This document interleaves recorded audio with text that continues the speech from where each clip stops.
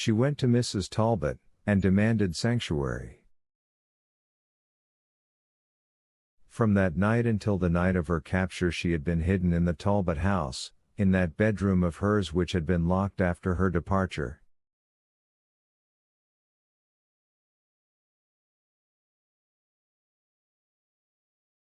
Not even George suspected, or the servants.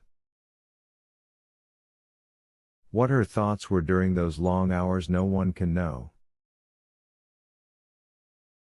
She must have seen again and again the horror on her brother's face when, looking up from that awful bathtub, she had said,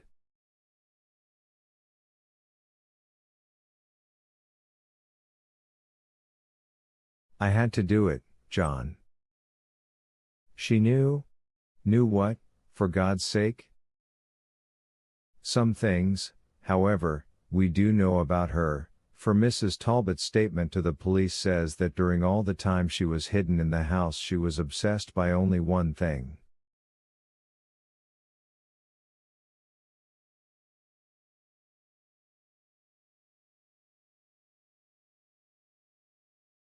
She neither ate nor slept, she said. When I went with food at night she would be sitting by a window in the dark, and all she would talk about was the album.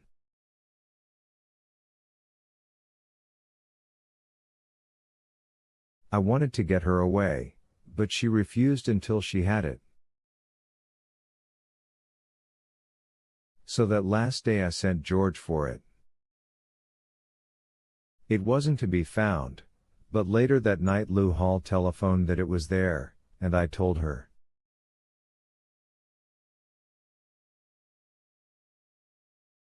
She slipped out soon after that, but George must have seen her and followed her. I had not told him she was in the house, but he may have suspected it. He may have suspected all the rest, too. I know he and Lizzie Cromwell had a talk on Saturday, before she left. That is all I know, except that my son has stayed at his club since that night, and he seems to feel that I am guilty of something, I hardly know what.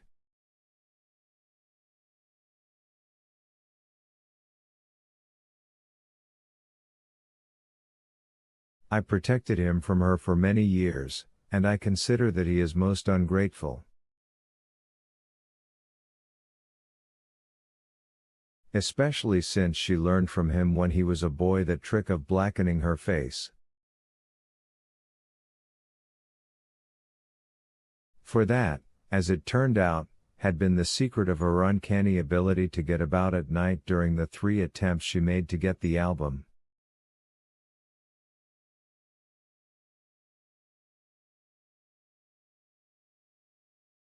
With her black clothing and a pair of black gloves she would be almost invisible on any dark night.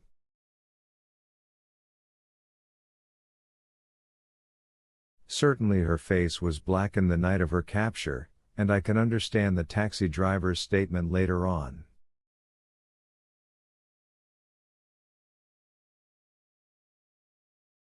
I got a look at her with a lightning flash when I caught her. And I was so scared that I pretty nearly let go.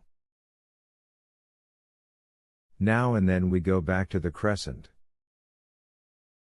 The Lancaster house is closed, and Margaret lives in Europe, somewhere in southern Germany.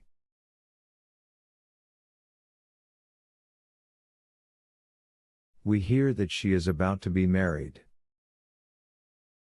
Jim and Helen are still there, however, getting along rather better than before, but every now and then the Daltons Joseph gravely announces that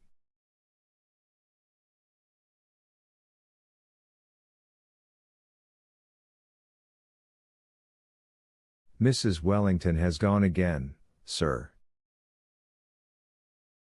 The Daltons are the best of friends, and probably rather more than that.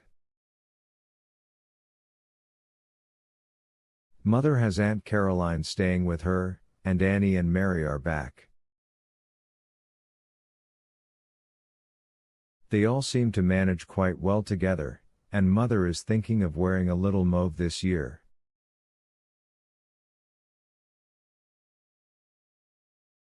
But she has never quite forgiven me my marriage, and she left the room abruptly one day when Dr. Armstrong, tapping cheerfully on his black bag, asked me if I wouldn't soon want him to bring a baby in it.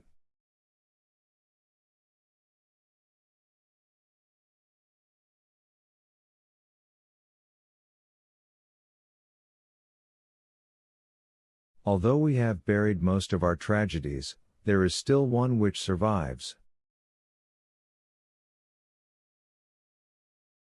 In the last house by the gate Mrs. Talbot sits alone, although George goes out dutifully to the Sunday midday dinner, fried chicken and ice cream in summer and roast beef and a fruit pie the rest of the year.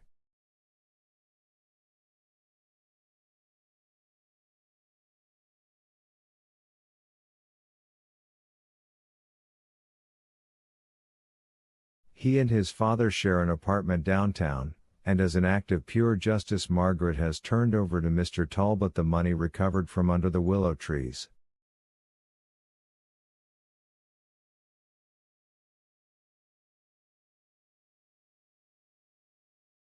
Otherwise the life goes on much as before. On any summer day Eben's lawn mower can be heard, children are still taboo on no man's land, Mr. Dalton still practices short golf shots there, and what Helen called its smug and deteriorating peace has again settled down on the Crescent.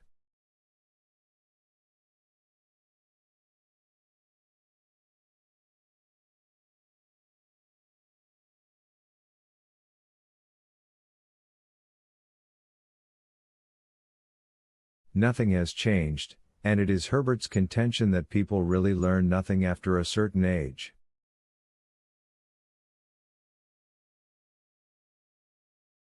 Perhaps that is true. It is certainly a fact that during our last visit there something went wrong with the gas stove, and that he experimented with it after his customary fashion.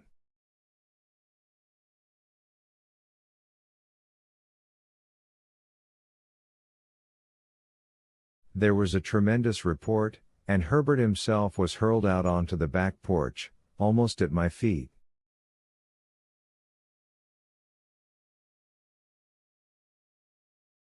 "Are you hurt?" I asked. He broke off in the middle of a flow of really awful language to look up at me. "Hurt?" he shouted. "I've damned near broken my leg." Then he saw that I was laughing, and he grinned boyishly. "Let's go home, Lou darling," he said. "Let's go where Monday doesn't have to be wash day, and nobody ever saw a hat pin, and we can use our newspapers to start a fire and sit by it, and not to roll the doilies on."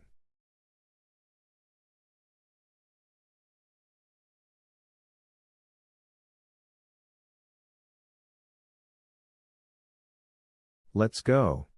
And so we went.